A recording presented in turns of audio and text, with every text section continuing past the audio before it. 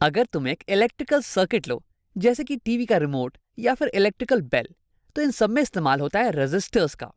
अब अगर तुम्हारे पास एक रेजिस्टर हो, लेकिन तुम्हें उसकी रेजिस्टेंस को चेंज करना हो, तो उसके लिए तुम्हें क्या क्या करना पड़ेगा? तो इसी की बात करने वाले हैं हम इस वीडियो में। एक रेजिस्टर की रेजिस्टेंस किन किन चीज़ों पर डिपेंड करती है? तो असल में ये डिपेंड करती है कि रेजिस्टर की लंबाई क्या है, उसकी क्रॉस सेक्शन एरिया क्या है, और वो किस मटेरियल से बनी हुई है। आओ देखते हैं कैसे। तो तुमने ये तो देख रखा होगा कि अगर मैं एक वी वोल्ट की बैटरी लूं और उसे कनेक्ट कर दूं एक आर ओम के रेजिस्टर के अक्रॉस, तो इस रेजिस्टर में एक करंट बहने वाली है, कुछ आई करंट। और इन तीनों चीज के बीच में एक रिलेशनशिप होता है, और ये देता है हमें ओम्स लॉ। ओम्स लॉ कहता है कि voltage across a resistor V is equal to current through the resistor which is I into resistance of the resistor, जो कि हो गई R. V is equal to I R. अब देखो, इसकी मदद से मैं रेजिस्टेंस की वैल्यू कैलकुलेट कर सकता हूं। अगर मैं दोनों साइड आई से डिवाइड कर दूं, तो मेरे पास आ जाएगा आर रेजिस्टेंस की value is equal to voltage V divide by current through it which is I. तो ये आ गई मेरे पास रेजिस्टेंस की वैल्यू, और इसकी यूनिट हो जाने वाली है वोल्ट पर एम्पियर या फिर ओम्स। इसे मैं लिख देता हूं ओम्स। इसे दिखाते हैं एक स्मॉल लेटर ओमेगा से। तो जब मैंने पहली बार इस इक्वेशन को देखा, तो मुझे दिखा कि R is equal to V by I. R depend कर रहा है V और I पे। तो यानी कि अगर मुझे R की वैल्यू चेंज करनी है, तो मुझे वोल्ट और करंट इनकी वैल्यूज को चेंज करना पड़ेगा।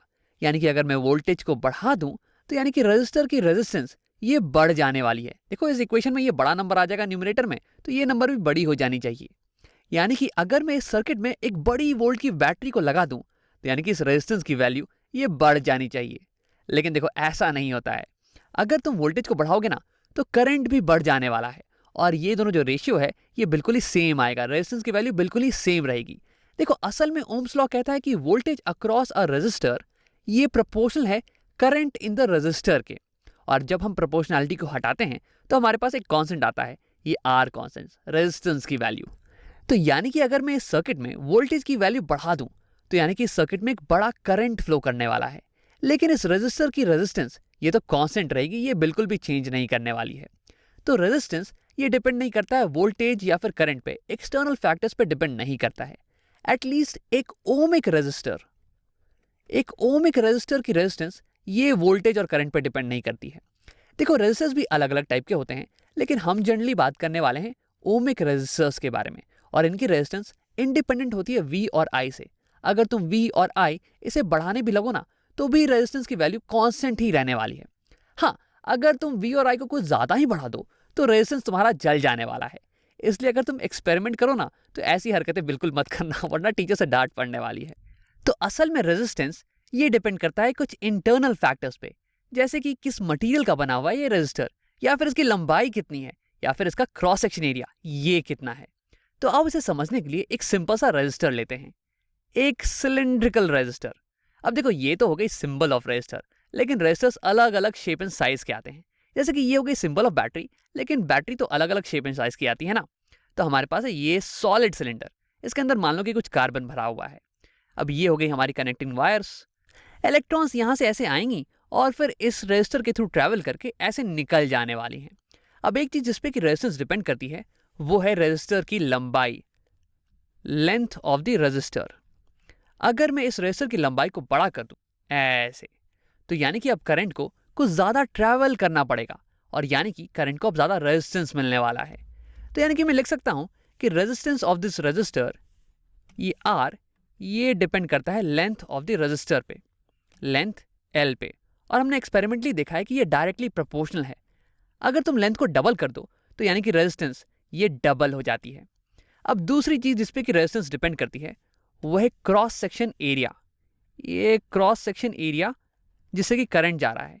देखो, करंट जब आएंगी तो ये पूरा डिस्ट्रीब्यूट होकर ऐसे ट्रैवल करने वाली है। अगर मैं इस एरिया को बड़ा कर दूं कुछ ऐसे, अगर मैं इस एरिया को बड़ा कर दूं, तो यानी कि करंट को अब ज्यादा स्पेस मिल रहा है ट्रैवल करने के लिए, ज्यादा जगह मिल रही है ट्रैवल करने के लिए, और ये आसानी से ट्रैवल करने वाली है। यानी कि इसकी रेजिस्टेंस ये कम हो जाने वाली है। यानी कि मैं लिखूंगा कि रेजिस्टेंस ये इनवर्सली प्रोपोर्शनल है एरिया के, क्रॉस सेक्शन एरिया के। क्रॉस सेक्शन मतलब ये वाला सेक्शन, इसका एरिया। तो ये तो हो गए ज्योमेट्रिकल पैरामीटर्स जिसपे कि रेजिस्टेंस डिपेंड करती है। Resistance is directly proportional to length and inversely proportional to cross section area.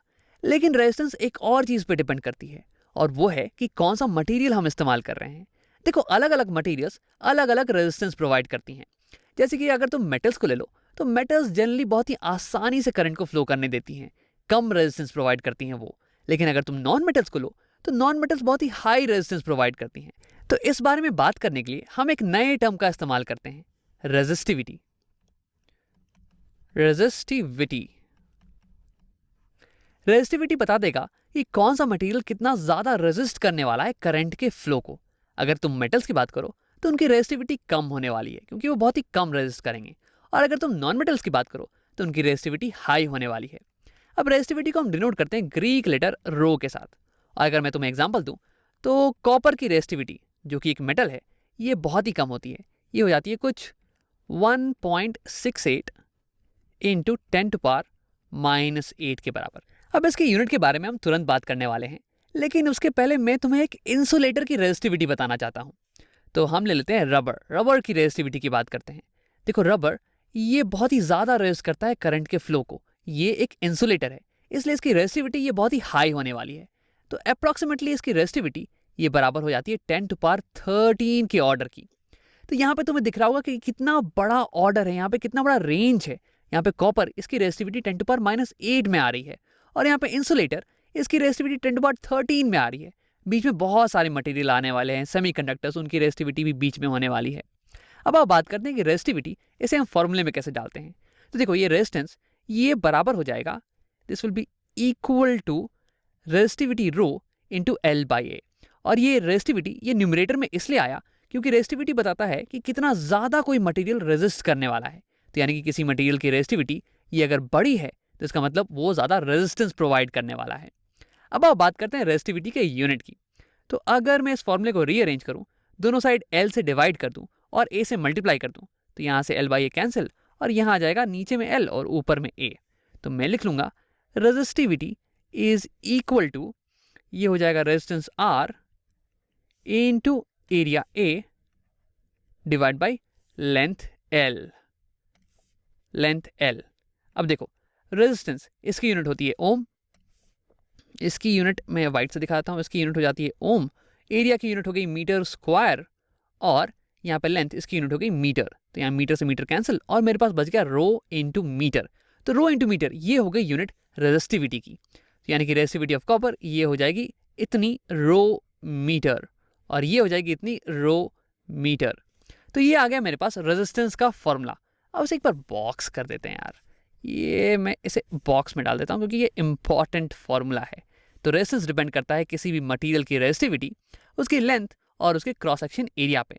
अब मैं तुम्हें इस फॉर्मूले को याद करने का एक तरीका बताने वाला हूँ, क्योंकि मुझे खुद बचपन में बहुत ही कठिनाई होती थी इसे याद करने में। बहुत सारे फॉर्मूलेस थे, बहुत सारी चीज़ें थी याद करने के लिए, इसलिए बहुत ही प्रॉब्लम आता था। तो मेरे एक दोस्त ने बताया कि उसे ये फॉर्मूला कुछ रीप्ले की तरह दिखता है। देखो, ये R, ये हो गया R, ये इक्वल टू ये कुछ E की तरह दिख रहा था उसे, और ये P, और ये L, और ये A। वैसे Y मिसिंग है, लेकिन मान लो Y। तो मेरे दोस्त ने इस फॉर्मूले को रीप्ले की तरह याद रखा था, रीप्ले फॉर्मूला। अब जब ये थोड़ी सी बचकानी चीज़ है, लेकिन इससे तुम्हें इसे याद करने में बहुत ही आसानी होगी। अब आप बात करते हैं एक और छोटी सी चीज़ के बारे में, कंडक्टिविटी।